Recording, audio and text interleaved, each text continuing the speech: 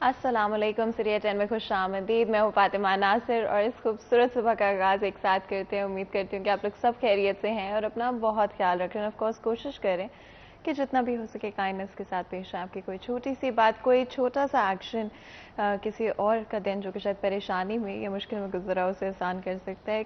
हमेशा इस चीज़ को याद रखें कि लाइफ में बहुत दफ़ा डिफरेंट तरह की प्रॉब्लम्स आपकी तरफ आ सकती हैं, लेकिन वो प्रॉब्लम्स तो आप नहीं रोक सकते, लेकिन उनको किस तरह से रिएक्ट करते हैं, किस तरह से उनके साथ डील करते हैं, आपका क्या रिस्पॉन्स होता है, ये डिफाइन करता है कि आप उन प्रॉब्लम्स को ख़त्म कर पाएंगे या उनको बढ़ाते ही जाएंगे। इसलिए कभी भी कोई प्रॉब्लम आती है आपकी लाइफ में, थोड़ा काम डाउन होकर सोचें, टेंशन मत लें, स्ट्रेसफुल मत होने दें किसी भी सिचुएशन को, अपने ऊपर हावी मत कर लें और बिल्कुल काम डाउन होकर अपने दिमाग से सोचें, आराम से सोचें, कोशिश करें डिफरेंट तरह के एस्पेक्ट्स से उसे एनालाइज करने की और किस तरह से आप उसे सबसे बेहतर तरीके से सॉल्व कर सकते हैं। प्रोग्राम का आगाज़ करते हुए सबसे पहले मौसम के हवाले से बात कर लेते हैं। अगर मैं बात करूं आज के मौसम की तो ज़्यादा से ज़्यादा टेम्परेचर 37 डिग्रीज और कम से कम टेम्परेचर 24 डिग्रीज रहेगा।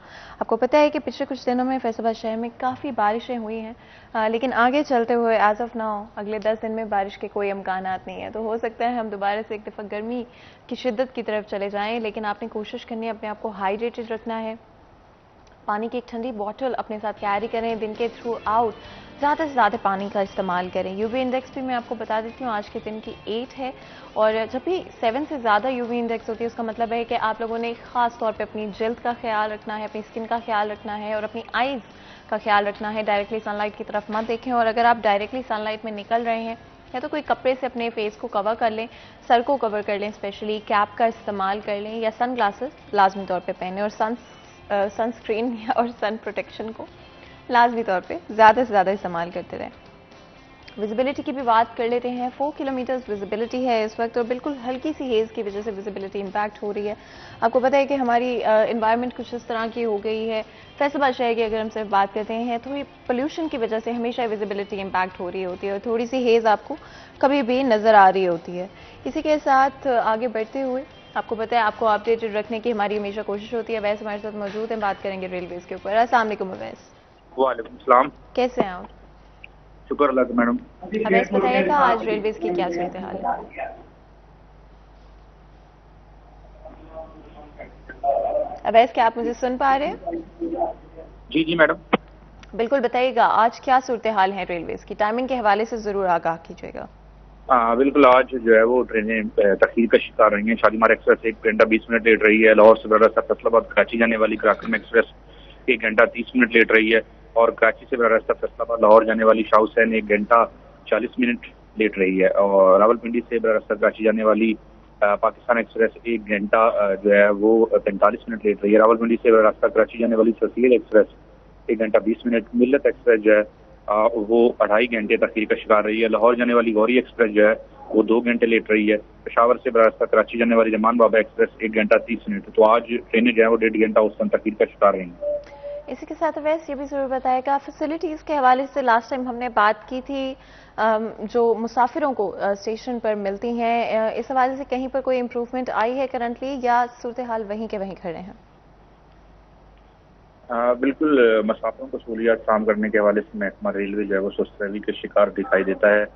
रेलवे के इंतजामी अंगूर जो है वो बहुत नाकस हैं।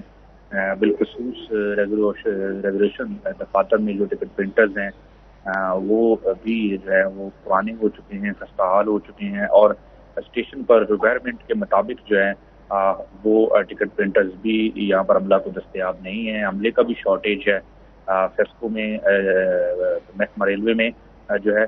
और इसके साथ साथ जो खाली इस्लामियाँ हैं रेजोल्यूशन दफातर की, उनकी जगह दीगर जो शोबाजात के मुलाजमीन हैं वो वहाँ पर जो है वो काम कर रहे हैं, जिसकी वजह से काम में रुकावट हो रही है।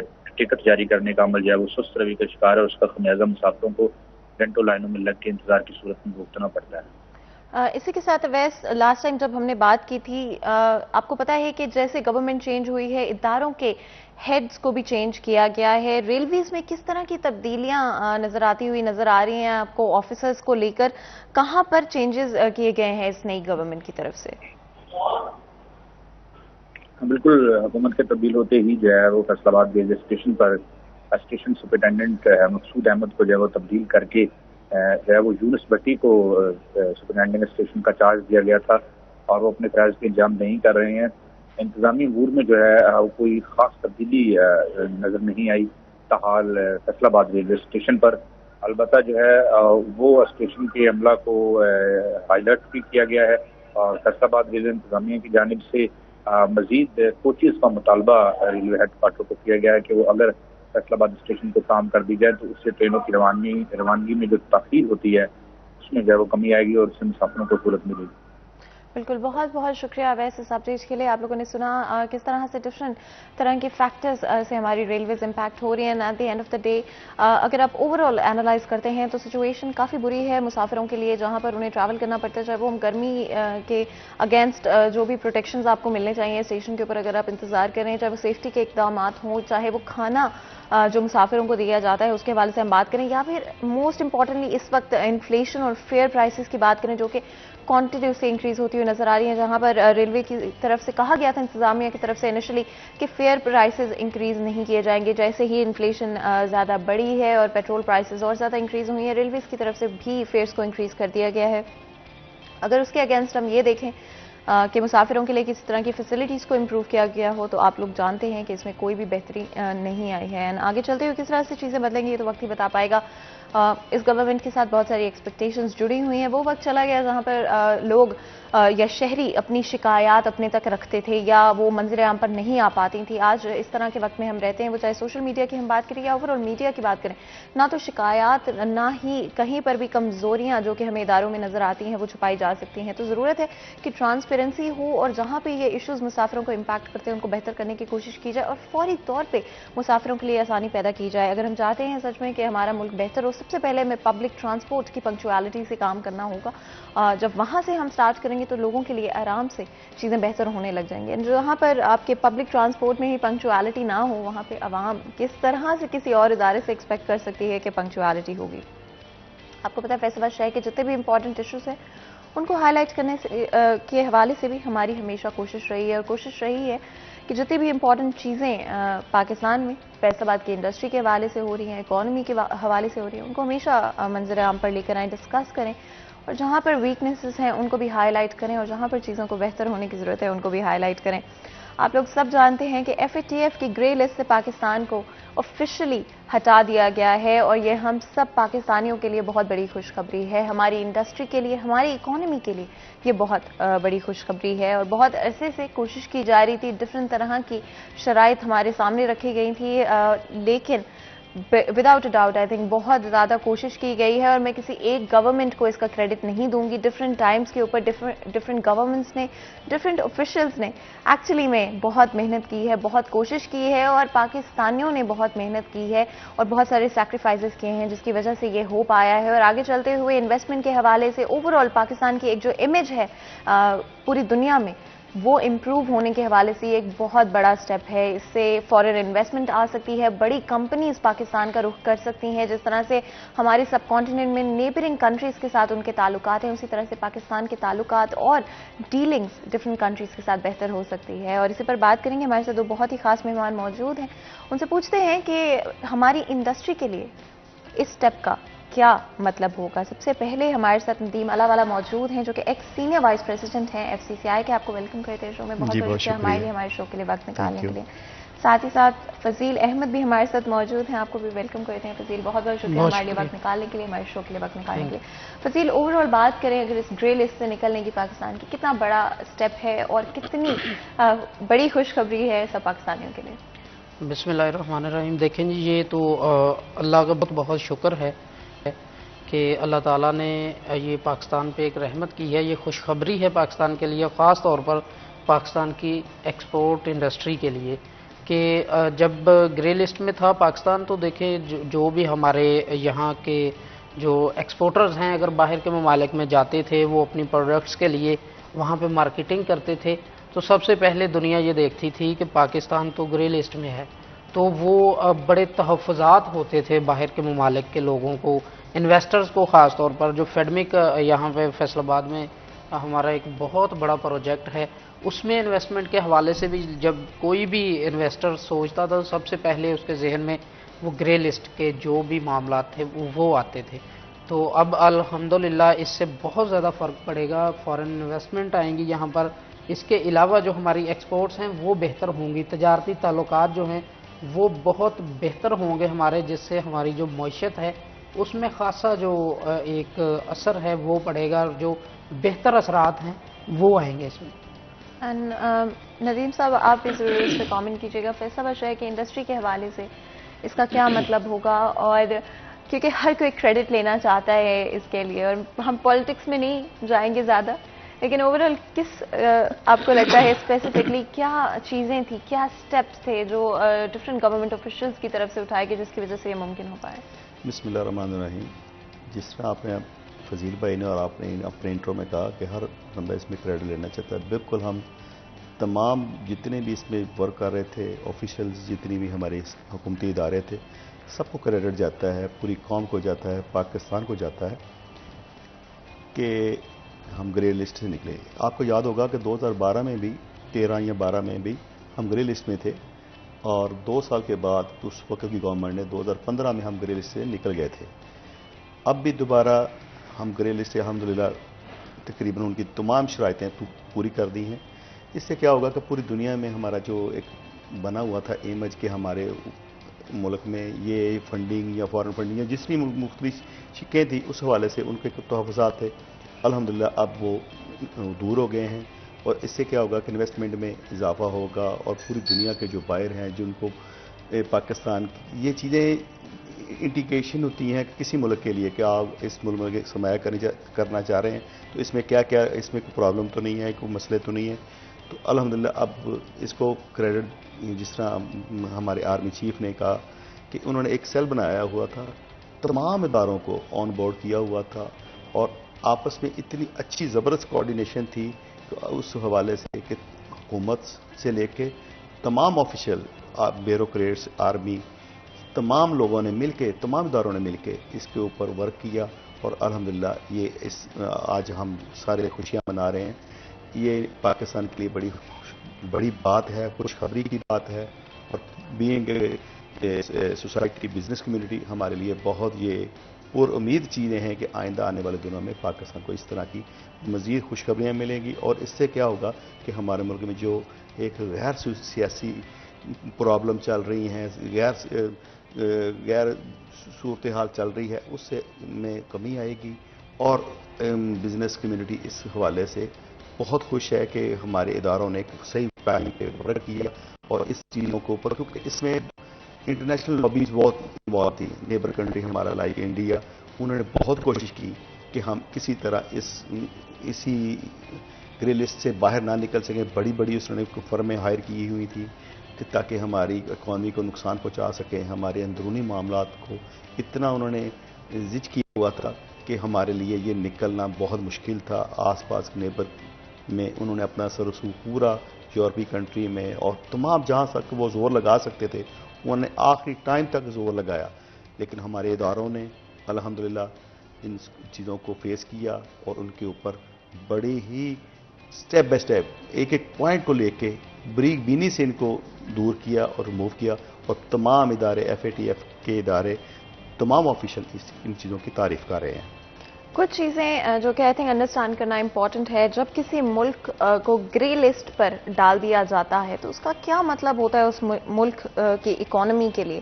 ایک ریسرچ کے مطابق اگر ہم بات کرتے ہیں تو اس گرے لسٹ ہو جانے کی وجہ سے پاکستان کو تقریباً 38 بلین کا لاس ہوا ہے. جب بھی کوئی دوسرا فورن ملک یا کوئی فورن کمپنی آپ کے ساتھ ڈیلنگ کرنا چاہتی ہے تو وہ سب سے پہلے یہ دیکھتے ہیں کہ یہ ملک تو گرے لسٹ کے اوپر ہے، جس کا مطلب ہے کہ یہاں پر ٹیرر فائنانسنگ اور منی لانڈرنگ کے حوالے سے وہ سٹیپس نہیں اٹھائے جا رہے گورنمنٹ کی طرف سے تاکہ پریونشن کی طرف آ سکے، ان چیزوں کو روکا جا سکے. اور کوئی بھی ملک اور کوئی بھی بڑی کمپنی اپنے آپ کو ان چیزوں کے ساتھ ایسوسیٹ نہیں کرنا چاہتی. آپ کو پتا ہے کہ لاسٹ ایئر پاکستان میں Amazon سیلر اکاؤنٹ بھی سٹارٹ ہوا، لیکن Amazon اٹ سیلف پاکستان کے اندر نہیں آیا، جس کی وجہ سے اگر آپ سوچتے ہیں Amazon کے بارے میں اگر ہم صرف بات کر لیتے ہیں، ایک بہت بڑی کمپنی ہے، اور اگر Amazon ڈیسائیڈ کرتی ہے ایٹ سم پوائنٹ کہ پاکستان میں آئیں گے، جو کہ آف کورس کنسیڈر کیا جا رہا ہے، لیکن یہ ایک بہت بڑا فیکٹر تھا جس کی وجہ سے بڑی کمپنیز، چاہے وہ ٹیکنالوجیکل کمپنیز کی ہم بات کرتے ہیں یا ڈفرینٹ ادر کمپنیز، پاکستان کی طرف رخ نہیں کرنا چاہتی تھی. تو یہ ایک بہت میجر چیز ہے اور ایک دفعہ پھر ہماری اکانومی میں دنیا کا اعتماد پیدا ہوتا ہے، ٹرسٹ ڈیولپ ہوتا ہے، جس کی وجہ سے فارن انویسٹمنٹ کے حوالے سے ہم امپروومنٹ دیکھ سکتے ہیں آگے چلتے ہوئے، اور بہت ساری چیزوں میں امپروومنٹ آ سکتی ہے. اور چاہے وہ ہم اپنے انرجی سیکٹر کی بات کرتے ہیں، چاہے وہ ہم ریٹیل سیکٹر کی بات کرتے ہیں، ڈفرینٹ کمپنیز پاکستان کا رخ آگے چلتے ہوئے کرتی ہوئے نظر آ سکتی ہیں. فضیل، کون سی اس طرح کی کمپنیز آپ کے خیال میں، آپ کے ایکسپیرینس میں پوٹینشلی پاکستان میں انٹرسٹڈ ہو سکتی ہیں گرے لسٹ سے ریموول کے بعد؟ دیکھیں، اس سے ہم کوئی مطلب یہ تو نہیں کہہ سکتے کہ ایسی ہی کمپنی آ سکتی ہیں، لیکن امید یہ ظاہر کی جا رہی ہے کہ ہر طرح کی انڈسٹری جو ہے وہ خاص طور پر فیڈمک کے اندر انویسٹمنٹ کرنا جو ہے وہ چاہ رہی ہے. آپ کے جتنے بھی یورپین کنٹریز جو ہیں وہ میرے خیال میں ویٹ ہی اسی چیز کا کر رہے تھے کہ حالات بہتر ہوں پاکستان کے. تو اگر یورپین کنٹریز کی انویسٹمنٹ پاکستان کے اندر آتی ہے تو اس سے آپ کی معیشت جو ہے وہ بہت زیادہ بہتر ہوگی. آپ کے ڈالر کی جو پرائسز بڑھتی جا رہی ہیں دن بدن، ان پہ بھی کنٹرول آئے گا. اس کے علاوہ آپ کی ایشینز جو آپ کے ممالک ہیں وہ تو پہلے ہی یہاں پر آ رہے ہیں. اس کے علاوہ جو ترکی کی کمپنیز آپ دیکھیں، چائنا کی کمپنیز لگی ہوئی ہیں فیڈمک کے اندر، لیکن ابھی جو گرے لسٹ سے ریموو ہوا ہے پاکستان، اس سے بہت زیادہ انویسٹمنٹ جو ہیں وہ آئیں گی پاکستان میں، اور انشاءاللہ بہت جلد وہ ٹائم آئے گا کہ آپ دیکھیں گے فیڈمک کے اندر بہت ساری کمپنیز آئیں گی، جس سے نہ صرف آپ کی معیشت بہتر ہوگی بلکہ جو آپ کے روزگار کے مسائل ہیں پاکستان کے اندر خاص طور پہ وہ بھی بہت زیادہ حل ہوں گے. کہ جب آپ کے ملک کے اندر انڈسٹری لگے گی تو آپ کے ملک کے اپنے شہری جو ہیں وہاں پہ ان کو جاب ملیں گی، روزگار ملے گا. تو جب روزگار چلتا ہے تو مہنگائی اتنی زیادہ میٹر نہیں کرتی، کیونکہ اگر کسی کی جاب لگ جاتی ہے، اس کو ہر ماہ پیسے آتے ہیں، تو چاہے مہنگی ہو چیز لیکن اس کو یہ ہوتا ہے کہ مجھے روزگار لگا. بالکل، بائنگ پاور جو ہے وہ آ جاتی ہے. تو انشاءاللہ امید تو یہی کی جا رہی ہے کہ پوری دنیا سے ہر طرح کی انڈسٹری آئے گی. کوئی ہم کہہ نہیں سکتے کہ صرف کیمیکلز کی آئیں گی یا پھر کوئی ٹیکسٹائل کی آئیں گی یا پھر جو موبائلز کی یا پھر الیکٹرانکس کی. صرف ہر طرح کی انڈسٹری کی امید کی جا رہی ہے کہ وہ پاکستان کے اندر اب لگے گی، اور نہ صرف فیصل آباد کے اندر بلکہ اور بھی پروجیکٹس جو ہیں وہ گورنمنٹ کی جانب سے انڈسٹری کو پروموٹ کرنے کے لیے چل رہے ہیں. وہاں پر بھی انویسٹمنٹس جو ہیں، فورن انویسٹمنٹس وہ آئیں گی، جس سے پاکستان کی بہتری کے لیے بہت سے اقدامات جو ہیں وہ کیے جا رہے ہیں، اور اس سے آپ کی معیشت بہت سٹرونگ ہوگی. آپ کے ڈالر پرائسز کم ہوں گی. جو ابھی مہنگائی چل رہی ہے اس سے بھی اس پر بھی کنٹرول ہو جائے گا جب آپ کی معیشت بہتر ہوگی. اینڈ آف کورس جب بھی آپ ہماری اکانومی کے اوپر ایک نظر ڈالیں تو ہمیں آئیڈیا ہوگا کہ کتنا پوٹینشیل ہمارے پاس موجود ہے گروتھ کے حوالے سے، ایکسپورٹس کے حوالے سے. بہت سارے different political parties and political leaders اس کا کریڈٹ لینا چاہتی ہیں. یہ ضرور بتائے گا آپ کے خیال میں کس دورانیے میں سب سے زیادہ کام ہوا اس پر؟ دیکھیں جی، اگر ہم ایپل ٹو ایپل کمپیریزن کریں تو آپ دیکھ لیں کہ یہ کریڈٹ پچھلی گورنمنٹ جو سابقہ نواز شریف گورنمنٹ، انہوں نے بھی اسی کو ورک آؤٹ کیا تھا. تو ان کے زمانے میں بھی پاکستان گرے لسٹ میں تھا اور ان کا اس میں ایکسپیرینس تھا اور انہوں نے اس کو 2 سال میں خود نکالا تھا. ٹھیک ہے، آج بھی ان کی گورنمنٹ آ گئی ہے دوبارہ. میں پھر بھی کہنا چاہوں گا کہ اس میں ہماری آرمی کا، ہمارے تمام اداروں کا اور تمام پولیٹیکل پارٹی کا، اور اسپیشلی دیکھیں پی ٹی آئی کی گورنمنٹ میں حماد اظہر بہت اچھا انہوں نے کام کیا. جن لوگوں نے بھی ان کے ساتھ مل کے کوآرڈینیشن کی، میں سب کو کریڈٹ دینا چاہتا ہوں، کیونکہ یہ ملک کا معاملہ ہے، کسی انڈیویجول کا معاملہ نہیں، کسی ایک کی بندے کی کوئی فتح نہیں ہے یا کوئی ناکامی نہیں ہے یا کوئی کوتاہی نہیں ہے.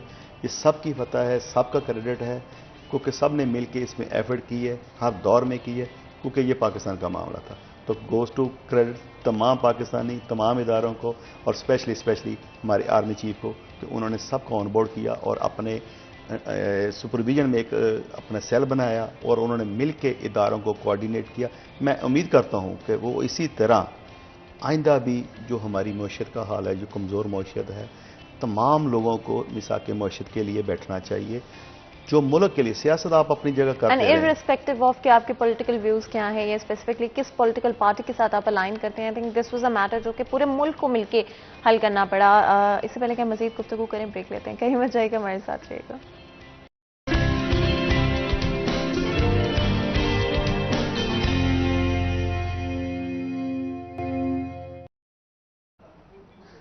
वेलकम बैक सिटी एट 10 में एक दफ़ा फिर आपको खुश आमदीद कहते हैं। आपको पता है ब्रेक में जाने से पहले आज हम डिफरेंट इकोनॉमिकल इश्यूज़ की बात कर रहे थे जो कि इस वक्त हमारी इकॉनमी को हर्ट कर रही हैं, लेकिन ऑफ कोर्स एक बहुत बड़ी खुशखबरी जो हम सबके लिए वो है FATF की ग्रे लिस्ट से पाकिस्तान का निकल जाना। इसके अलावा अगर हम बात करते हैं तो कल पंजाब असेंबली में ऑफिशियली बजट 2022 टू 23 को पास कर दिया गया है और डिफरेंट तरह के चेंजेस इस बजट में इंक्लूडेड है, जिसमें ऑफ कोर्स सैलरीज भी इंक्रीज की गई हैं लेबर की, उसके अलावा कुछ और चीज़ों को भी एलोकेट किया गया है। कितनी इसमें इम्प्लीमेंटेशन होगी और कहाँ पर इसमें बेहतरी आ सकती थी, इस पर बात करते हैं। फजील, अगर हम ओवरऑल बात करें इस बजट के हवाले से, आपका क्या ओपिनियन है इसके ऊपर और क्या ये अवाम के लिए काफ़ी होगा इन सूरत हाल में जहाँ पर इन्फ्लेशन इतनी ज़्यादा हो गई?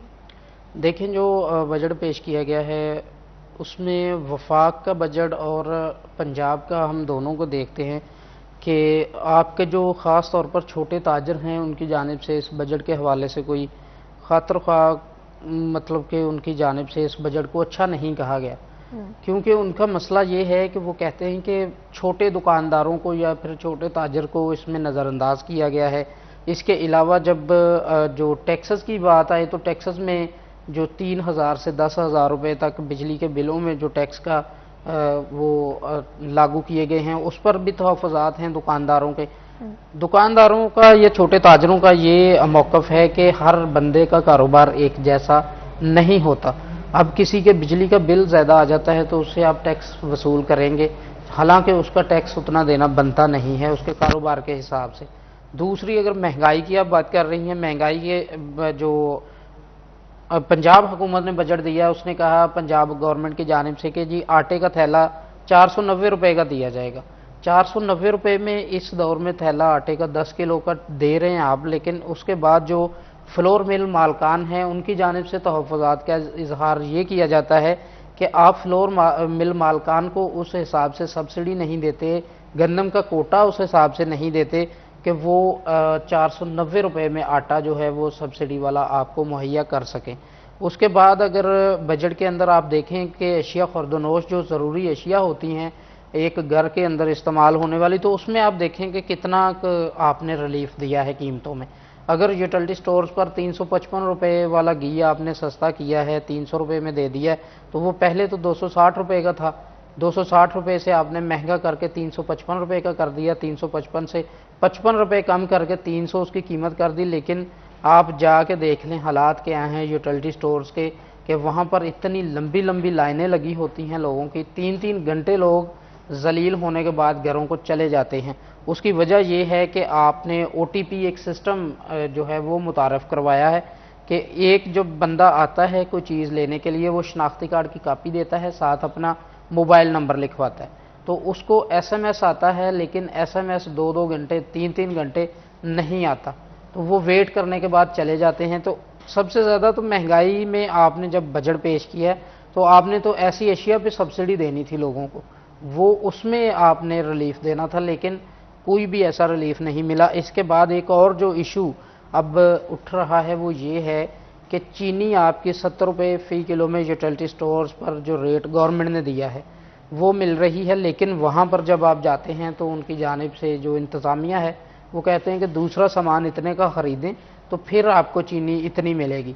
लेकिन आम मार्केट के अंदर जो चीनी की शॉर्टेज है वो इन दिनों में देखने को मिल रही है कि आम मार्केट से बहुत कम चीनी मिल रही है, लेकिन अगर मिलती है तो 100 रुपये तक फ़ी किलो रेट चीनी का हो चुका है। तो बजट का फ़ायदा तो तब होता है आम आवाम को कि जब उनको चीज़ें मुहैया हों और सस्ते दामों मुहैया हों। जिस हिसाब से महंगाई बढ़ गई है, रोज़गार जैसा है इस वक्त लोगों का, उस हिसाब से बजट में कोई भी ऐसा जो स्टेप है वो नहीं लिया गया जिससे आम आवाम जो हो वो खुश हो या फिर खुशहाल हो। नदीम साहब, अगर हम FPR के टारगेट की बात करते हैं, इस साल 7 ट्रिलियन इसको रखा गया है, आपके ख्याल में क्या ये अचीवेबल है और क्या आपके ख्याल में इसकी अप्रोच होनी चाहिए? देखें, जिस तरह आपने बजट के हवाले से बात की कि देखें बजट में 2 मिनट इसमें बात करना चाहूँगा कि बजट पूरे साल का एक तखमीना होता है किसी भी गवर्नमेंट का। अगर आपने बार बार गवर्नमेंट कोई भी गवर्नमेंट हो, अगर बार बार आपने मिनी बजट के हवाले से आपने दोबारा बजट देना है तो हमें क्या पता चलेगा हम अपनी किस तरह फिजिबिलिटी बनाएंगे, पूरी दुनिया के साथ किस तरह ट्रेड करेंगे। तो मेरी गवर्नमेंट से रिक्वेस्ट है कि आप एक दफ़ा जो भी आपको प्रॉब्लम है हकीकत आवाम के सामने रखें, जो मुल्क की हालात हैं, मईशत के हालात हैं, ख़जाने के हालात हैं, सच बोलें, सच बताएं और सच के हवाले से एक दफ़ा आप रोड मैप बना लें कि ये हमारे मसाइल है, ये हमारी प्रॉब्लम है, इसको हमने ऐसे ऐसे टैकल करना है और ये हमें कड़वा घूंट पीना पड़ेगा। और हम इसके लिए बिजनेस कम्युनिटी की तरफ से आपको यकीन दिलाते हैं कि हम आपके लिए, मुल्क के लिए हर तरह की कुर्बानी देने के लिए तैयार हैं। लेकिन रोज़ रोज़ मरने की बजाय हमें एक दफ़ा बता दिया जाए कि ये हमारे हालात हैं, ये बिजली इतनी महंगी करनी है, ये गैस के प्राइस यहाँ पे जाने हैं, ऑयल के प्राइस यहाँ पे जाने हैं। अगर हमें पता होगा उस हवाले से पूरा साल आप अपनी मेहनत से, अपनी तवज्जो से अपने बिजनेस के ऊपर, अपनी इंडस्ट्री के ऊपर तवज्जो देंगे। लेकिन ये रोज़ रोज़ के हालात बदलने से, मिनी बजट के हवाले से ये चीज़ें नहीं होनी चाहिए। दूसरा आपने कहा FBR के हवाले से, आपको याद होगा कि हर गवर्नमेंट ने हमेशा ये कहा है कि हमारे पास नादरा का रिकॉर्ड मौजूद है। 14 लाख के करीब हमारे पास ऐसे लोग हैं जो हमने उनकी हमारे पास रिकॉर्ड आ गया है जो टैक्स नहीं देते। उनको किसने रोका है? आप उनको टैक्स में लेके आए। यही बोझ आप उन्हीं टैक्स पेयर के ऊपर बार बार लगाते रहेंगे, उनके ऊपर टैक्स बढ़ाते रहेंगे। इससे इकॉनमी की ना कोई हालत बेहतर होगी, ना मुल्क ठीक होगा, उन्हीं के ऊपर बोझ बार बार बढ़ेगा। इससे क्या होगा कि हम हर ताजर अपनी इन्वेस्टमेंट करने से, चीज़ें करने से रुक जाएगा, क्योंकि उसके ऊपर पहले ही बहुत ज़्यादा बोझ है। उसके ऊपर उसका खौफ ख़त्म करें कि अगर आप बिज़नेस करना चाहते हैं, इंडस्ट्री लगाना चाहते हैं, आपको किसी किस्म की नोटिसबाजी नहीं होगी, आपको फ्री एंड फ्री माहौल दिया जाएगा, आप बिज़नेस करें। ये जो लोगों को परेशानी के बायस बनता है इदारा, ये उनकी रहनुमाई करे, उनको सहल करे, ताकि लोगों का कॉन्फिडेंस बिल्ट अप हो। अगर लोकल इंडस्ट्री, लोकल बिजनेसमैन इसमें कॉन्फिडेंस होगा तो आपकी वजह से, आपको देखते हुए इंटरनेशनल बिजनेस कम्युनिटी आपके मुल्क का रुख करेगी, देखेगी कि यहाँ का बिजनेसमैन खुशहाल है, उसको कोई प्रॉब्लम तो नहीं रही, इदारे तंग तो नहीं कर रहे। वन विंडो ऑपरेशन हमने हमेशा चैम्बर ऑफ कॉमर्स के प्लेटफॉर्म से हमेशा अपील की है कि आप जिस तरह आप वन विंडो ऑपरेशन करेंगे, तमाम इदारों को एक जगह बिठाएं, जिसको भी जो मसला है, इंटरनेशनल कम्युनिटी जहाँ भी वो यहाँ इन्वेस्टमेंट करना चाहती है वो आएगी, आपको उनको सहूलतें देनी पड़ेंगी।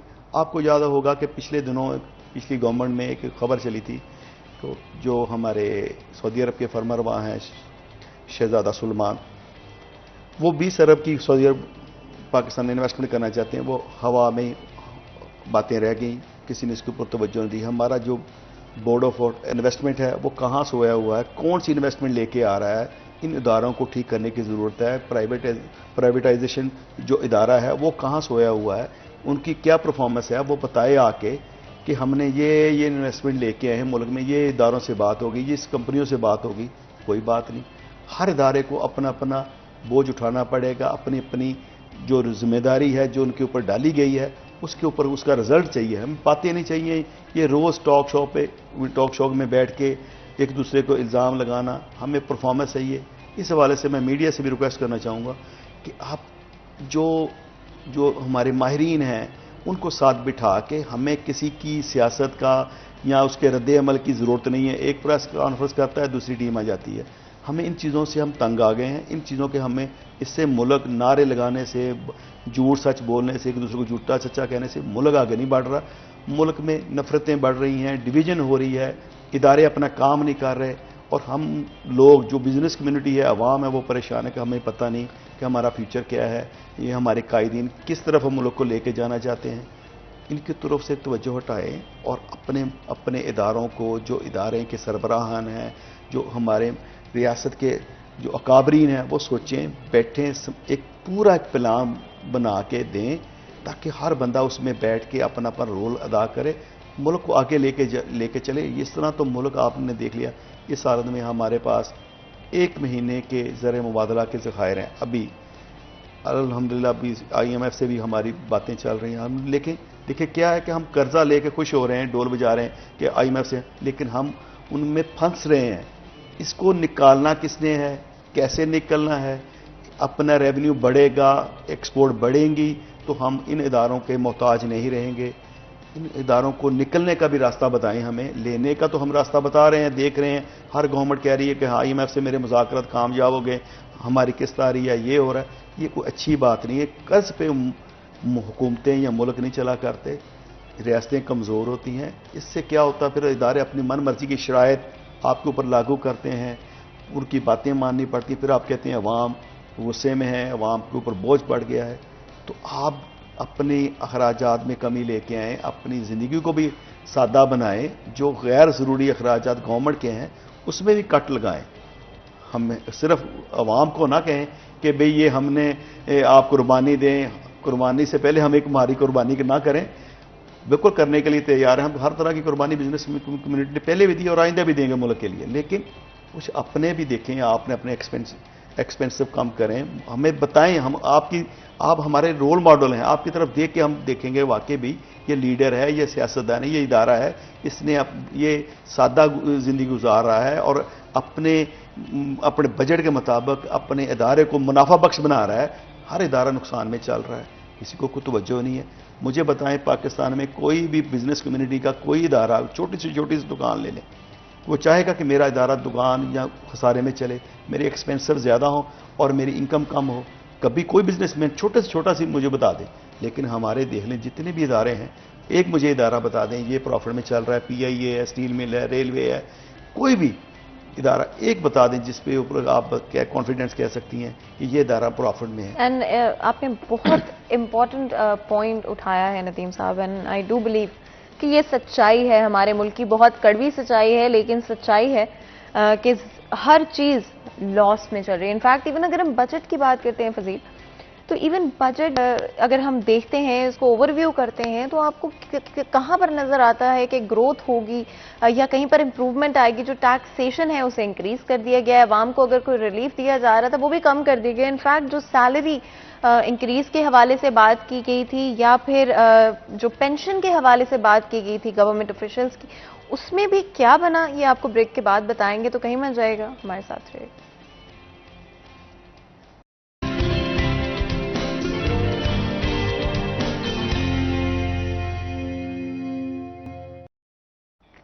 वेलकम बैक सीरिया 10 में एक दफ़ा फिर आपको खुशामदीद कहते हैं। ब्रेक में जाने से पहले आपको पता है कि आज हम डिफरेंट इकोनॉमी से रिलेटेड इश्यूज़ की बात कर रहे हैं। पहले हाफ में हमारी कोशिश थी कि FATF की ग्रे लिस्ट से पाकिस्तान के रिमूवल के हवाले से डिटेल में बात करें, बजट के हवाले से हमने बात की, कहाँ पर इस बजट से पाकिस्तान की मईशत को फ़ायदा हो सकता है और कहाँ पर अभी भी चीज़ों को इम्प्रूव होने की ज़रूरत है। ओवरऑल अगर हम अपनी इंडस्ट्री की बात करते हैं, आपको पता है कि पिछले कुछ सालों में बहुत सारी चीज़ें बदली हैं, बहुत सारी चीज़ें इम्प्रूव हुई हैं, बेहतर हुई हैं, लेकिन क्या हम उसी को आगे चलते हुए मेंटेन कर पाएंगे, ये सबसे इम्पॉर्टेंट चीज़ है। कंसिस्टेंसी बहुत इंपॉर्टेंट होती है किसी भी इंडस्ट्री और बिजनेस के अंदर, स्पेशली अगर आप ग्लोबली देखना चाहते हैं कि दूसरे लोग आपके साथ इन्वेस्ट कर रहे हैं, आपके साथ ऑर्डर्स प्लेस कर रहे हैं, तो उसके लिए कंसिस्टेंट रहना बहुत ज़रूरी है। एक टेक्सटाइल पॉलिसी के हवाले से या किसी भी इंडस्ट्री की अगर हम स्पेसिफिकली बात करते हैं, पॉलिसी बहुत ज़रूरी है, लॉन्ग टर्म पॉलिसी बहुत इंपॉर्टेंट है। फजील, क्या हमारे पास इस वक्त एक ऐसी कॉन्क्रीट पॉलिसी मौजूद है इस नई गवर्नमेंट के आने के बाद भी? देखें, जो बजट में आपने बात की है कि हमारे जो बिज़नेस हैं उसके हवाले से टैक्सेस में, तो जैसे नदीम साहब पहले बता रहे थे कि जो पहले ही टैक्स पे कर रहे हैं आप उन पे ही बोझ डालते हैं, ना कि जो नए लोग हैं उनको टैक्स निज़ाम के अंदर आप लेकर आएँ।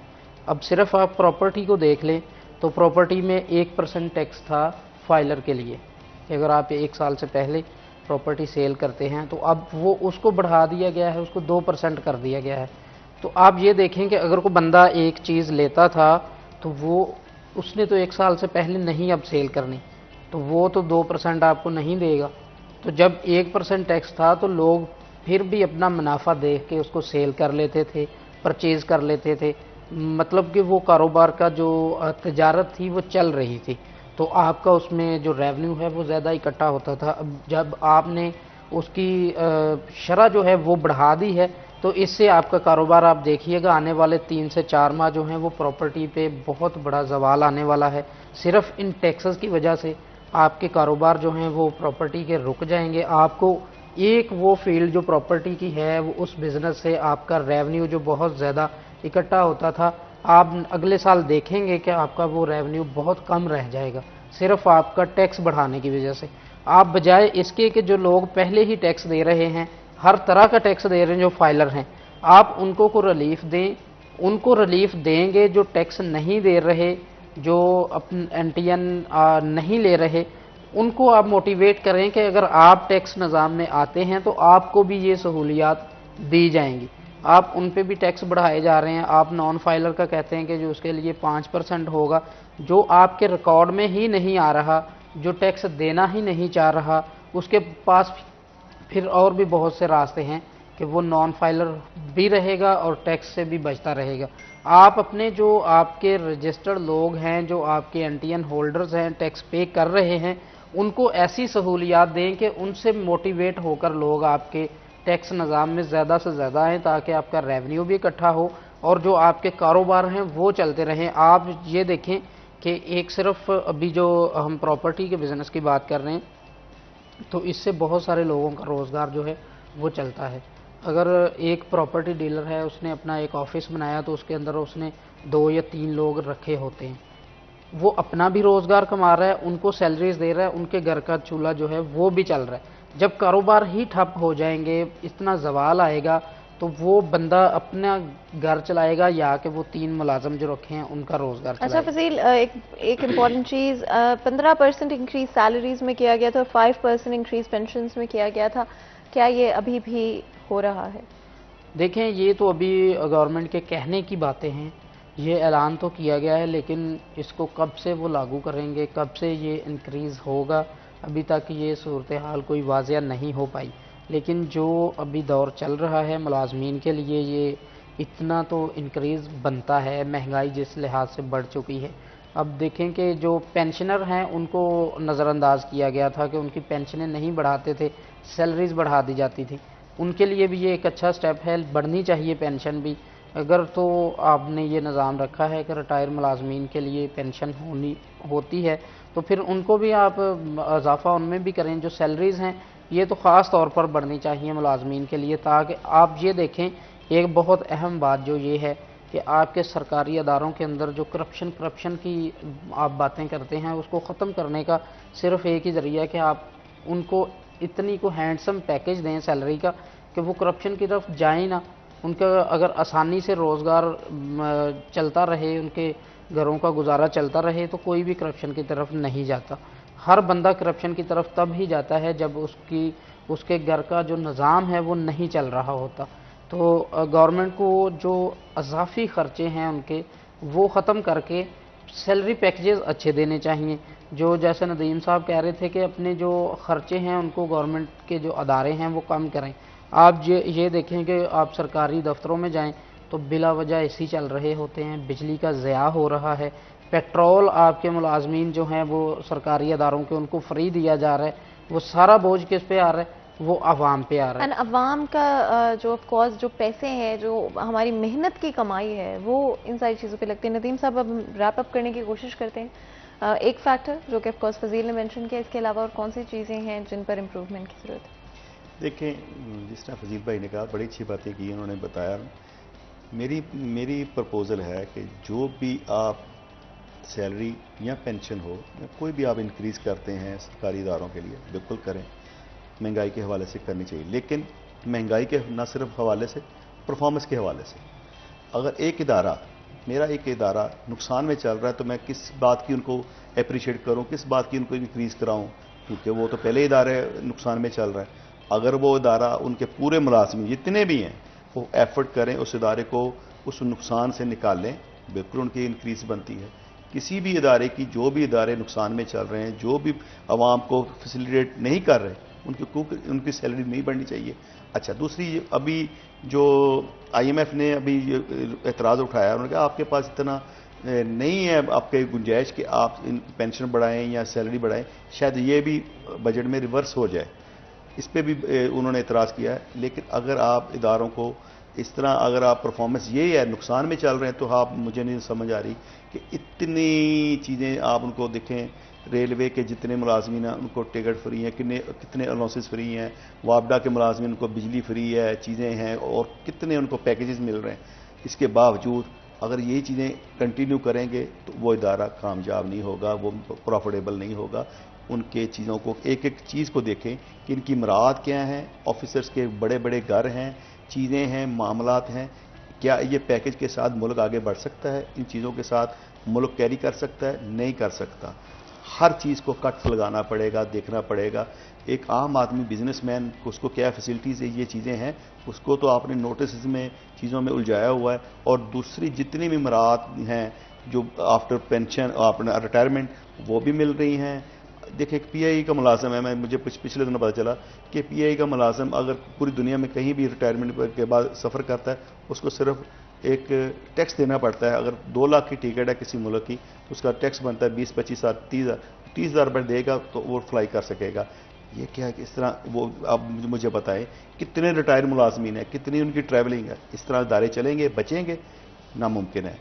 میری اپنے اکابرین سے کہ آپ تمام سٹیک ہولڈر کے ساتھ بیٹھ کے ایک روڈ میپ دیں، پرانی غلطیاں جس سے بھی جو ہوئی کوئی بات نہیں، آئندہ کے لیے ہم اپنے اپنی حدود میں آ جائیں، اپنے اپنے اداروں کو دیکھیں، اپنے اپنے جو رسپانسبلٹی سب کو ملی ہے، سیاستدان ہیں، بیوروکریٹس ہیں، ہمارے اکابرین ہیں، ہماری افواج ہے، اور اپنی افواج جو بھی اس کے خلاف کوئی ٹرینڈ چلا رہا ہے وہ ملک کا مخلص نہیں ہے، ان کو سخت سزائیں دی جائیں، اور جو بھی ہماری آرمی کے اوپر، ہمارے اداروں کے اوپر کوئی ٹرینڈ چلا رہا ہے ان کو پکڑیں، سزا دیں۔ ایف آئی اے کب ہوش میں آئے گی کہ یہ کتنا نقصان ہو رہا ہے؟ سوشل میڈیا پہ دیکھ لیں آپ کہ وہ چیزیں، ہمارے ٹرینڈ پوری دنیا میں مذاق بنے ہوئے ہیں، ہمارے ادارے، ہمارے لوگ، ہمارے جتنے بھی اکابرین ہیں، ان کو دیکھیں اور ملک کو سیدھا کریں، کراس دا۔ اور آف کورس ہاں، چیزوں کو بہتر کرنے کی کوشش کریں۔ آپ دونوں کا بہت بہت شکریہ ادا کرتے ہیں ہمارے لیے، ہمارے شو کے لیے وقت نکالنے کے لیے، اور یہاں پر بالکل چھوٹا سا بریک لیں گے، کہیں مت جائے گا، ہمارے ساتھ رہے گا۔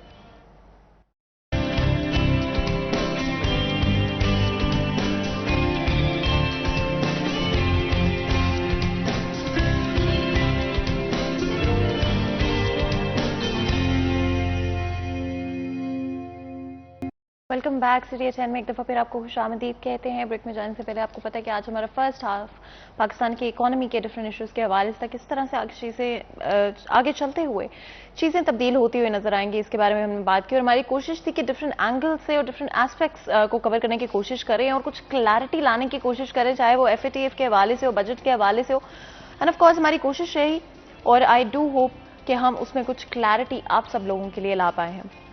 آگے بڑھتے ہوئے ہماری کوشش ہوگی کہ آج کے ڈفرینٹ ایشوز کے بارے میں بات کریں گے، لیکن سب سے امپورٹنٹ آج جو پولیٹیکل صورتحال پاکستان میں موجود ہیں وہ آگے چلتے ہوئے کس طرح سے تبدیل ہوں گے، اس پر بات کریں گے۔ ہمارے ساتھ بہت ہی خاص مہمان ہمارے ساتھ اسٹوڈیو میں موجود ہیں جو کہ پالیٹکس میں انٹر ہونا چاہ رہے ہیں۔ جتنا ٹرموئل پاکستانی پالیٹکس میں ہے یہ بہت کم لوگ کر سکتے ہیں، اور اس کے لیے بہت ہمت کی، کرج کی ضرورت ہے، اور سیکریفائس کی بھی ضرورت ہے، because at the end of the day بہت کم لوگ اپنے سے بڑھ کر سوچتے ہیں، بہت کم لوگ اپنے علاوہ کسی اور کے لیے کچھ کرنا چاہتے ہیں، اور جب آپ پالیٹکس میں آتے ہیں I think that is the most important thing کہ آپ دوسروں کے لیے کچھ کرنا چاہتے ہیں۔ اسی سوچ کے ساتھ، اسی خیال کے ساتھ ہمارے جو آج کے مہمان ہیں وہ پولیٹیکل اپنی جرنی کا سفر شروع کرنے والے ہیں، اور ان سے آج ان چیزوں پر بات کریں گے، ان کی پرسنل لائف کے حوالے سے بھی بات کریں گے۔ میں جلدی سے آپ کا انٹروڈکشن کرا دیتی ہوں۔ ہمارے ساتھ آج پروفیسر رانا منور خان صاحب موجود ہیں، x director colleges education and Faisal آباد ڈویژن ہیں۔ آپ کو ویلکم کرتے ہیں شو میں، بہت بہت شکریہ آج ہمارے لیے، ہمارے شو کے لیے وقت نکالنے کے لیے۔ آف کورس پالیٹکس میں بھی آپ کا سفر جلد ہی شروع ہونے والا ہے۔ میں یہ بھی بتاتی چلوں کہ NA 99 سے آپ الیکشن لڑنے والے ہیں، اس حوالے سے ضرور بتائیے گا کیا آپ کے گولز کیا ہیں اس نئے سفر کو لے کر، اور آپ کی کیا موٹیویشن تھی، کیا چیز تھی جس کی وجہ سے آپ نے سوچا کہ اچھا جہاں پر ریٹائرمنٹ کے بعد زیادہ تر لوگ سوچتے ہیں اب تو ہم چھٹی منائیں گے اور ہم ریلیکس کریں گے، کیا چیز تھی جس نے آپ کو انکریج کیا کہ نہیں میں اپنی عوام کے لیے کچھ کرنا چاہتا ہوں، میں اپنے ملک کے لیے کچھ کرنا چاہتا ہوں؟ بسم اللہ الرحمن الرحیم۔ سب سے پہلے تو آپ کا بہت شکریہ کہ آپ نے مجھے موقع دیا کہ میں اپنے خیالات اور اپنے جذبات کا اظہار کر سکوں، اور ساتھ ہی پولیٹیکل سائنس اور سیاسیات کے حوالے سے بھی میں تھوڑی بات کروں گا۔ میں نے ایز لیکچرر پولیٹیکل سائنس اپنے کیریئر کا آغاز کیا، 26.5 سال میں نے ڈفرینٹ کالجز میں پنجاب کے ٹیچنگ کی، اور اس کے بعد 8.25 سال میں نے 3 ڈویژن میں، ساہیوال، فیصل آباد اور سرگودا ڈویژن میں بطور ڈائریکٹر ایجوکیشن کالجز خدمات سر انجام دی۔ تو اس طریقے سے آپ یہ سمجھ لیں کہ مجھے پڑھانے کا بھی اور کالجز کی ایڈمنسٹریشن کا بھی تجربہ ہوا، اور بڑے پیمانے پہ پبلک ڈیلنگ کا بھی موقع ملا۔ اس دوران میں نے یہ محسوس کیا کہ بطور ڈائریکٹر ایجوکیشن میں جو بھی خدمات یا جو بھی میں اپنی قوم کی خدمت کر سکتا ہوں، وہاں میں نے پورے جذبے کے ساتھ کام کرنے کی کوشش کی۔ تینوں ڈویژن میں سٹاف کی بہتری کے لیے، طلباء کی بہتری کے لیے، زیادہ سے زیادہ لوگوں کو بہتر تعلیم دینے کے حوالے سے میں نے پروگرام منعقد کروائے۔ BS 4 ایئر ڈگری پروگرام 2010 میں گورنمنٹ آف پنجاب نے شروع کیا، تو فیصل آباد کے صرف 2 کالجز اس میں ایڈ کیے گئے تھے۔ میری کوشش سے میرے ہی ٹینور کے دوران میں نے 16 کالجز میں BS 4 year degree program introduce کروا دیا۔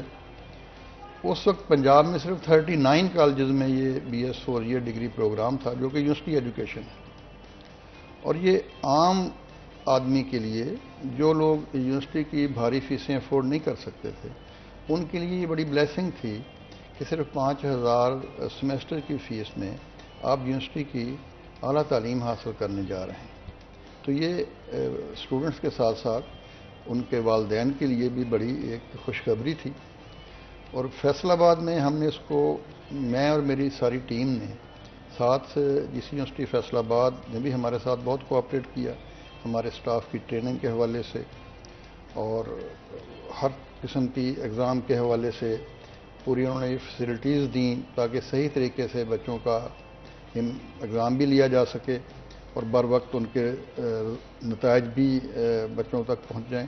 یہ ساری جو کاوش کی گئی، اس سے ایک بڑا دلی اطمینان ہوا کہ ہم نے کچھ نہ کچھ قومی خدمت سر انجام دی ہے۔ اس کے علاوہ 26.5 سال جو میں نے ٹیچنگ کی ڈفرینٹ کالجز میں، اس میں بھی طلباء کو پولیٹیکل سائنس، اور خاص طور پر میری جو اسپیشلائزیشن تھی وہ انٹرنیشنل پولیٹکس میں تھی، تو اس حوالے سے ڈیلی کے اخبارات کے حوالے سے بھی بچوں کو اپڈیٹ کیا گیا، اور پوری انٹرنیشنل پولیٹکس کے حوالے سے ہمیشہ بتایا کہ پاکستان کا انٹرنیشنل کمیونٹی میں کیا کردار ہے اور کیا ہونا چاہیے۔ اس حوالے سے ساری میں نے 34.5 سال سرو کیا تھا۔ اب ریٹائرمنٹ کے بعد آپ نے جو بات کی آرام کرنے والی، تو آرام کے لیے تو نہیں انسان کو اللہ نے بنایا، کام کرنے کے لیے بنایا ہے، اور اگر کوئی ہم انسانیت کی خدمت کر سکیں، اپنی قوم کی خدمت کر سکیں، اس جذبے کے تحت میں نے یہ محسوس کیا کہ اب مجھے اس فیلڈ میں آ کر، جو ایک بڑا فیلڈ ہے، کیونکہ اس میں تو میرے پاس ایجوکیشن کا فیلڈ تھا، اس میں نے کوشش کی۔ اب اگر پالیٹکس میں اگر عوام نے اور اللہ نے موقع دیا اور عوام نے پسند کیا، مجھے انہوں نے قومی اسمبلی کے ممبر کے طور پر منتخب کیا، تو میں اسمبلی میں جا کر آئین پاکستان کی کچھ ایسی شقیں بھی ہیں جن پر شاید بہت کم عمل ہوتا ہے، جو پبلک ویلفیئر سے متعلق ہیں، اس کے بارے میں بھی انشاءاللہ کام کرنے کی کوشش کریں گے، اور باقی اپنے ساتھی ارکان کے ساتھ مل کر پاکستان کو، جو میرا اپنا ایک ویژن ہے کہ ہم ایک بہترین معاشرے کی تشکیل کریں، جو کہ ہمارے سامنے ایک نمونے کے طور پر ہے۔ ہمارے نبی پاک صلی اللہ علیہ وسلم نے جس طرح ایک اچھا معاشرہ تشکیل دیا تھا، پھر ہمارے علامہ اقبال اور قائد اعظم نے جو ہمیں رہنمائی میسر کی ہے، اب دیکھیں کہ علامہ اقبال کا وہ شعر میں کوٹ کر دوں گا کہ ایک ایک فرد اگر کوشش کرے قوم بن جاتی ہے۔ وہ کہتے ہیں نا کہ ہر فرد ہے ملت کے مقدر کا ستارہ، افراد کے ہاتھوں میں ہے اقوام کی تقدیر۔ کیا بات ہے! ہر فرد ہے ملت کے مقدر کا ستارہ، تو اس لیے ایک ایک فرد کی بڑی اہمیت ہے۔ تو میں یہ چاہتا ہوں کہ میں وہ ایک ایسا فرد بننے کی کوشش کروں کہ جو اپنی ملت کے مقدر میں تھوڑی بہت بہتری کی کوئی کوشش کر سکے۔ اینڈ بڑی خوبصورت طریقے سے آپ نے اپنی موٹیویشن کو، جو آپ کی تھاٹ پروسیس ہے اس ڈیسیجن کے پیچھے، اس کو آپ نے بیان کیا. اینڈ آئی تھنک اتنی خوبصورتی سے شاید میں بھی نہ الفاظ میں بیان کر پاتی. اگر ہم پولیٹیکل سائنس کی بات کرتے ہیں، آف کورس آپ کی اپنی پرسنل ایجوکیشن اس میں رہی ہے، انٹرنیشنل ریلیشنس فوکس رہا. اگر ہم اوور آل بات کرتے ہیں اپنے ملک کی، آج کہاں پہ دیکھتے ہیں آگے چلتے ہوئے چیزوں کو، کس ڈائریکشن میں جاتے ہیں؟ اور آف کورس آپ ایک پولیٹیکل سسٹم کا حصہ بننے جا رہے ہیں، تو کیا پلانز ہیں، کیا ایمبیشنز ہیں اس کو لے کر؟ جی، جب تک جو میں دیکھ رہا ہوں اس میں تو یہ ہے کہ پولیٹیکل سائنس کو جس طریقے سے امپلیمنٹ ہونا چاہیے، ویسے تو قوموں کے اندر میں یہ دیکھتا ہوں کہ قومیں ہمیشہ اپنے مفادات کے مطابق سسٹم کو چلانے کی کوشش کرتی ہیں، پوری دنیا کی قومیں. لیکن کچھ نہ کچھ ایسے اخلاقی اصول موجود ہوتے ہیں جن کی بنیاد پر معاشرے جو ہیں وہ سٹینڈ کرتے ہیں. تو اب اس میں ہمیں میں جب یہ دیکھتا ہوں اپنے ملک کے اندر بہت سی جو اچھی روایات ہونی چاہیے تھی ان کو توڑنے کی کوشش ہو رہی ہے. برطانیہ کا پورا نظام جو ہے وہ روایات پہ کھڑا ہے. وہاں 1721 میں پہلا جو وزیر اعظم ان کا بنا والپول، تو اس کو باقاعدہ وزیر اعظم نہیں تھا، وہ ایک کمیٹی بنائی گئی تھی، اس کا ہیڈ تھا والپول. 1937 تک برطانیہ کے دستور میں کہیں وزیر اعظم کا لفظاً ذکر نہیں تھا، لیکن وزیر اعظم بھی تھا، اس کی کابینہ بھی تھی، نظام بھی روایات پہ چل رہا تھا. 1937 میں کراؤن ایکٹ کے تحت جب اس کی تنخواہ مقرر کی گئی تو اس کا باقاعدہ تحریری ذکر آیا. تو روایات کی بڑی اہمیت ہوتی ہے، کیونکہ جو لکھی ہوئی چیز ہوتی ہے جتنا بھی تفصیل سے لکھ دیا جائے، آئین جو ہے کوئی بہت بڑی ضخیم کتاب نہیں ہوتی. دنیا کے جو آئین ہیں اس میں کچھ آرٹیکلز ہوتے ہیں، کچھ اس کی تشریح کرنے کے لیے، کچھ اس میں جیسے حلف نامے وغیرہ شیڈول ہوتے ہیں، اس طرح کی کچھ چیزیں ہوتی ہیں. یہ نہیں ہوتا کہ ایک ایک لفظ لکھا ہوا ہو کہ نظام کیسے چلے گا. کچھ چیزیں آئین کے مطابق چلتی ہیں، کچھ آئین کے مطابق قوانین جو ہماری لیجسلیچر بناتی ہے اس کے مطابق چلتی ہیں، بہت سی چیزیں روایات پہ پھر بھی چلتی ہیں. تو روایات کو کہیں بھی پولیٹیکل سسٹم سے خارج نہیں کیا جا سکتا. تو اچھی جو روایات ہیں اس کو آگے لے کے چلنا چاہیے. ہمارے ہاں یہ ہے کہ ہر چیز کو تحریر کے اوپر ہی فوکس کرنے کی کوشش کی جاتی ہے. تو میری یہ کوشش ہوگی کہ لوگوں کو بتایا جائے. اور دوسرا یہ کہ جو اخلاق ہے یہ ہمارے مسلمان کی سب سے اعلیٰ پہچان ہے. ہمارے نبی اکرم صلی اللہ علیہ وسلم نے سب سے جو بڑی پہچان مسلمان کی بتائی ہے وہ اخلاق بتائی. اور اللہ نے قرآن حکیم کے اندر بھی ظاہر ہے آپ کے جو اخلاق ہے آپ نبی پاک صلی اللہ علیہ وسلم کا، اس کی تو تعریف آپ کو پتہ ہی ہے کہ قرآن آپ کا اخلاق ہے. تو ہمیں تو یہی، ہم نے فالو کس کو کرنا ہے؟ ہم نے اخلاق کے بنیاد پر اللہ کے نبی صلی اللہ علیہ وسلم کو فالو کرنا ہے. میں نے میرا ٹیچنگ کرتے ہوئے بھی یہی کہا، ایڈمنسٹریشن میں بھی یہی کہا کہ ہمیں سچ کی بنیاد پر اور اخلاق کی بنیاد پر اپنے معاشرے کی تشکیل کرنی چاہیے. اگر ہم اس پہ کر لیں گے تو سب سے بڑی کامیابی ہماری یہ ہوگی. ان دو چیزوں پہ جب ہم کریں گے تو بہت سی ایسی خرابیاں ہیں جو ہم نکالنا چاہتے ہیں وہ خود بخود نکلتی چلی جائیں گی. تو اگر اس پہ نہیں کریں گے تو پھر خرابیاں آہستہ آہستہ مزید در آتی چلی جائیں گی. یہ میرے ایک ذہن میں ہے چیز کہ ہم اپنے سسٹم کو، جب اللہ مجھے موقع دے، میں ساتھیوں سے بھی یہی ریکویسٹ کروں گا، اپنے جو میرے ساتھی ممبرز ہوں گے، کہ بھی ہم نے کچھ نہ کچھ ایک روایات، ایک اخلاق اور ایک سچ، ان چیزوں کو رواج دینا ہے. کیونکہ جو اسمبلی، قومی اسمبلی ہے، یہ ملک کی گورننگ باڈی ہے، یہ سب سے اعلیٰ ادارہ ہے گورننگ کا. اگرچہ پاکستان میں اس کی بالادستی کا اصول نہیں ہے، آئین کی بالادستی کا اصول ہے، کیونکہ ہمارا ہے وفاقی نظام. اس میں وفاقی نظام میں آئین کی بالادستی ہوتی ہے، کیونکہ اس میں مرکزی حکومت اور صوبے ہوتے ہیں.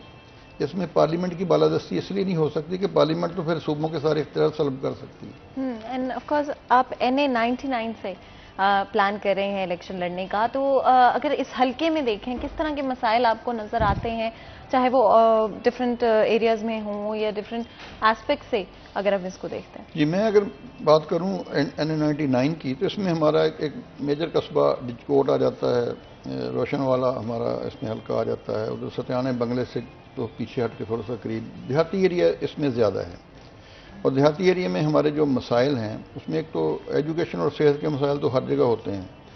ڈجکوٹ کا جو ہمارا ہاسپٹل ہے گورنمنٹ کا جنرل ہاسپٹل ہے اس کو مزید اپ گریڈ کیا جانا چاہیے تاکہ لوگوں کو سفر کر کے فیصل آباد آنے کی بجائے قریب ترین جگہ پہ بہتر ہیلتھ کی فیسلٹیز مل سکیں. دوسرا یہ کہ ڈجکوٹ میں گرلز کالج موجود ہے، گریجویٹ کالج، وہ میرے دور میں ہی بنا تھا، اور ابھی بوائز کالج وہاں مکمل نہیں ہے، نہیں چل رہا. وہاں بوائز کالج بھی ہونا چاہیے ڈجکوٹ کے اندر. اور پھر جو بے روزگاری ہے یہ ہمارے علاقوں کا بہت بڑا مسئلہ ہے. اس کے لیے کوئی انڈسٹری اسٹیٹ یا ویسے کوئی ایسی انڈسٹریز ڈجکوٹ کے ارد گرد کے علاقے میں، اور اسی طرح یہ ستیانہ روڈ پہ ستیانہ بنگلہ کے قریب کوئی انڈسٹری جو بڑے لیول کی تھوڑی ہونی چاہیے جس میں زیادہ سے زیادہ لوگوں کو روزگار مل سکے.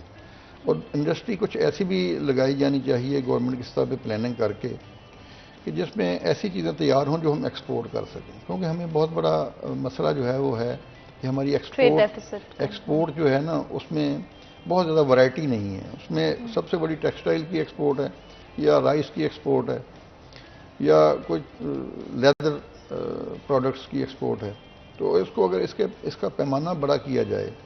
ہالینڈ وغیرہ ہیں وہ ملک کی بھی اتنی زیادہ کرتے ہیں. نیدرلینڈ چھوٹا سا ملک ہے، فیصل آباد ڈسٹرکٹ سے بھی شاید چھوٹا ہو، لیکن اس کی جو جی ڈی پی ہے یا اس کا جو ہے اس میں پھولوں فلاورز کے ایکسپورٹ اور ڈیری ملک اور ڈیری پروڈکٹس کی ایکسپورٹ سے وہ اتنا زیادہ کما رہا ہے. ہمارے ملک کے اندر بھی پلان کر کے یہ چیزیں وہ ہیں جو جس کو کیا نہیں ہے ہمارے جس کا پلان جو ہے وہ ہمیں بڑے لیول پہ اس کو کر کے اگر ہم اس پہ پوری توجہ دے کے کریں گے تو انشاءاللہ. ویسے اللہ سے بھی ہمیں اپنی پوری کوشش کرنے کے بعد، میں آج کل نماز میں ایک دعا کر رہا ہوں وہ آپ سے شیئر کرنا چاہتا ہوں. وہ میں یہ کر رہا ہوں کہ یا اللہ تیرے خزانوں میں کوئی کمی نہیں ہے.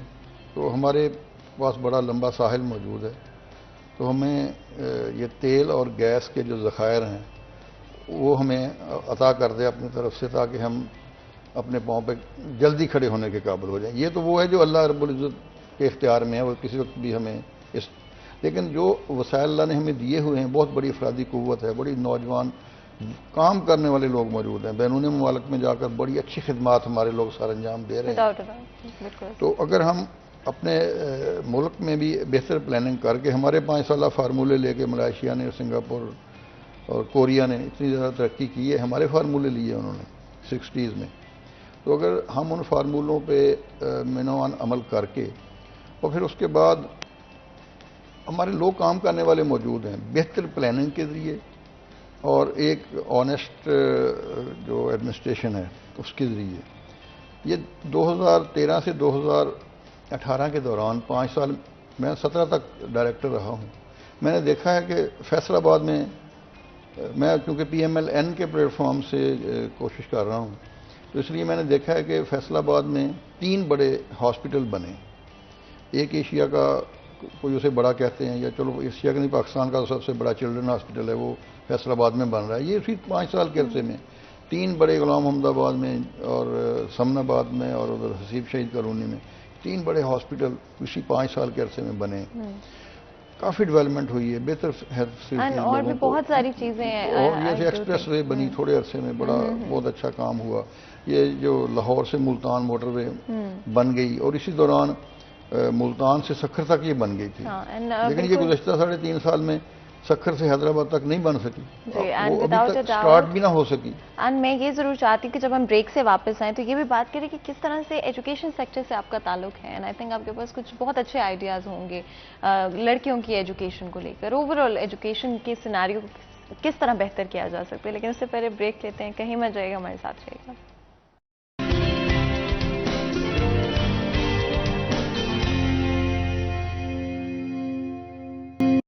Welcome back. سیریہ 10 میں ایک دفعہ پھر آپ کو خوش آمدید کہتے ہیں. بریک میں جانے سے پہلے آپ کو پتہ ہے کہ آج ہم پالیٹکس کے حوالے سے بات کریں، اور ہمارا فوکس آج جنرلی کس طرح سے پاکستان کی پولیٹیکل سسٹمز کو چینج کرنے کی ضرورت ہے، کہاں پر بہتری لائی جا سکتی ہے اور کہاں پر چیزوں کو عوام کے لیے آسان کیا جا سکتا ہے. At the end of the day جب بھی ہم پالیٹکس کی بات کرتے ہیں تو جہاں پر یہ ایک پاور گیم بن چکی ہے، وہاں پر یہ چیز بھی یاد کرنا ضروری ہے کہ کسی بھی پالیٹکس کے سیناریو میں یا کسی بھی پولیٹیشین کے لیے سب سے زیادہ امپورٹنٹ عوام کی بہتری ہونی چاہیے، عوام کی آسانی ہونی چاہیے، عوام کے مسائل کو حل کرنا ہونا چاہیے.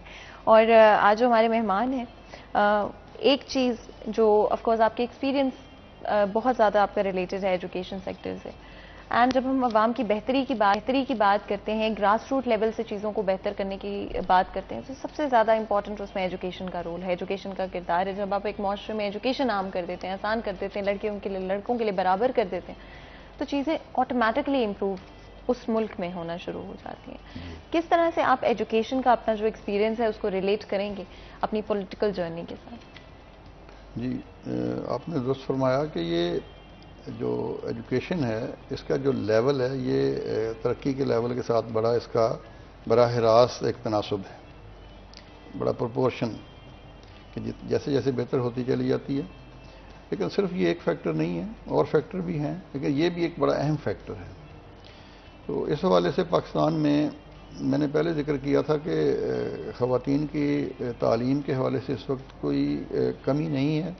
ہمارے ہاں پنجاب میں جو پروگرام یہ تھا کہ ہر 10 کلومیٹر کے لیول پہ ایک بچیوں کے لیے کالج، گرلز کالج، اور ہر 20 کلومیٹر کے فاصلے پہ ایک بوائز کالج. یہ کرائٹیریا بنایا ہوا تھا، اور بھی اس کے ساتھ چیزیں تھیں، آبادی پاپولیشن کا بھی تھا اور چیزیں بھی تھیں، لیکن یہ فاصلے کا یہ رکھا تھا. تو اگر یہ 10 کلومیٹر کے فاصلے پہ گرلز کالجز موجود ہوں اور ہیں بھی موجود ہمارے ہاں، تو اس سے بہت زیادہ بہتر مواقع مل رہے ہیں ہمارے ہاں. لیکن اس میں تھوڑی سی اور ضرورت ہے. جیسے ہم نے BS 4 ایئر ڈگری پروگرام شروع کیا، اس میں سائنس اور کچھ ٹیکنیکل سبجیکٹس پہ زیادہ توجہ دینے کی ضرورت ہے. جیسے یہ ووکیشنل ادارے کچھ بنے ہیں لیکن وہ کم ہیں، اس کو اور زیادہ ہونا چاہیے، کیونکہ اس وقت دنیا میں اسکلڈ افرادی قوت کی زیادہ ضرورت ہے، اسکلڈ مین پاور. تعلیم اور تعلیم کے ساتھ ساتھ کچھ ایسا اسکل بھی ہونا چاہیے. جیسے آج کل IT اسکل بھی ہے، اس میں انڈیا نے بہت زیادہ افرادی مین پاور برآمد کی ہے، اور اس سے اس کا ایکسپورٹ بھی بہت بڑا ہے. پاکستان میں بھی سلولی بڑھ رہا ہے، تو اس کو ذرا تھوڑا تیزی سے بڑھانے کی ضرورت ہے. ہمارے بہت زیادہ IT کے نئے ہاؤسز ہونے چاہیے جس میں ہر قسم کی فیسلٹیز انٹرنیشنل لیول پہ ہم لوگوں کو دے سکیں. اس کے ساتھ ساتھ یہ جو گاڑیوں کے انجن ہیں، ہمارے ہاں انجینئرنگ یونیورسٹیاں موجود ہیں، ہم ساری گاڑیاں باہر سے منگواتے ہیں، بسیں بھی اور کاریں بھی، یا اسمبلنگ پلانٹ بھی یہاں ہیں. لیکن خود پاکستان کا آج تک کوئی، ہم نے JF تھنڈر جہاز تک بنا لیا ہے، لیکن بسیں، کاریں، یہ چیزوں، اس کے انجن کیا ہم پاکستان میں نہیں بنا سکتے؟ کتنی بڑی امپورٹ ہے جو ہماری رک جائے گی، یہاں سے ہم بنا سکتے ہیں. تو زیادہ انجینئرنگ ڈپارٹمنٹس جو ہیں اس کو اس طرف گورنمنٹ کو بہت زیادہ پلاننگ کرنی چاہیے اس کے کہ 70-75 سال میں ہم انجن اس کے بنانے کے قابل نہیں ہوئے. ایڈیسن نے 2000 ناکام تجربے کر کے بلب بنا لیا تھا ایک فرد نے، اور آپ کو معلوم ہی اس کی زندگی کے بارے میں کہ وہ کیسے اس نے ٹرین میں چھاپڑیاں لگائیں اور کیا کچھ کیا، کہاں جا کے ٹرین میں بیٹھ کے تجربے کیے اس نے، اور بھی بہت سی چیزیں اس نے کی. لیکن سب سے بڑا یہ بلب والا اس کو سمجھا جاتا ہے. تو ایک فرد نے ہمت کی، کوشش کی. تو ملکی لیول پہ یہ ساری پلاننگ اگر ہم کریں کہ ہم یہ ساری چیزیں انڈیجنس یہاں پاکستان میں بنائیں اور ہم اپنی ہی چیزوں کو استعمال کریں، یہ ہمارے جو اخراجات ہیں وہ بھی کم ہو سکتے ہیں. امپورٹ ہماری کچھ اس سے کم ہو سکتی ہے. ہم ضروری چیزیں امپورٹ کریں، وہ چیزیں امپورٹ کریں جو ہماری ایکسپورٹ کے لیے فائدہ مند ہوں، یعنی وہ ایکسپورٹ کا مٹیریل ہو. امپورٹ وہ آئے جو ایکسپورٹ کرنے کے لیے ہمیں چیزیں بنانے میں کام آئے، وہ تو ٹھیک ہے. ایک تو یہ ایجوکیشن، یہ بھی ایجوکیشن سے ریلیٹڈ چیز ہے. ہم نے ٹیکنیکل ایجوکیشن کو اس طریقے سے، انجینئرنگ ہماری ٹیکنیکل ایجوکیشن ہے، اس طرح ایگریکلچر کی ہماری جو ہے ییلڈ، وہ ہماری دنیا میں سب سے کم جا رہی ہے. ہمارے پاس اتنا زیادہ ایگریکلچر لینڈ موجود ہے، قابل کاشت جو اراضی ہے، یہ شاید کسی اور پورے دنیا میں کسی اور ملک کے پاس پرسنٹیج وائز پاکستان جتنی نہیں ہے. تو اس سے ہم بھرپور فائدہ نہیں اٹھا رہے. ہماری ییلڈ پر ایکڑ بہت کم ہے. اس کو آسانی کے ساتھ ڈبل بھی کیا جا سکتا ہے. پہلی سٹیج پہ اس کو اگر 1.5 گنا کر دیا جائے، 1.5، تو اس سے ہماری ایکسپورٹ بھی بڑھ جائے گی. ہمیں باہر سے کھانے پینے کی چیزیں، دالیں یا اس طرح کی، ایون جو ایڈیبل آئل ہے، کھانے کا تیل، یہ ہمیں باہر سے منگوانا پڑتا ہے. ہمارے پاس اتنی بڑی زمینیں موجود ہیں، صحرا کے صحرا موجود ہیں، جس کو سولر انرجی کے ذریعے وہاں ٹیوب ویل وغیرہ لگا کے زمینوں کو قابل کاشت بنایا جا سکتا ہے. وہاں جو ریت سے ریلیٹڈ زمین ہے اس کے اندر دالیں بڑی آسانی سے پیدا ہو سکتی ہیں، چنا اتنا زیادہ پیدا ہو سکتی ہے، چنے کی دال، ماش، منگو، ساری دالیں پیدا ہو سکتی ہیں. تو اس میں ایگریکلچر جو ہمارے یونیورسٹیز ہیں اگرچہ وہ کام کر رہی ہیں، لیکن نئی نئی چیزیں، ویٹ کا کوئی ایسا سیڈ میرے ابھی تک نہیں ہم نے دریافت کیا. 80 من پر آور اگر ہم ییلڈ کر لیں پاکستان میں تو ہم پوری دنیا کو یہ ویٹ ایکسپورٹ کر سکتے ہیں. اگر اب ہم امپورٹ کر رہے ہیں. And without a doubt I do think یہ بہت بڑے ایشوز ہیں. یہ بھی تعلیم سے ریلیٹڈ ہے نا. جی، اینڈ تعلیم سے بھی، اور کیا یہ پولیٹیکل اسٹرکچر سے بھی ریلیٹڈ ہے؟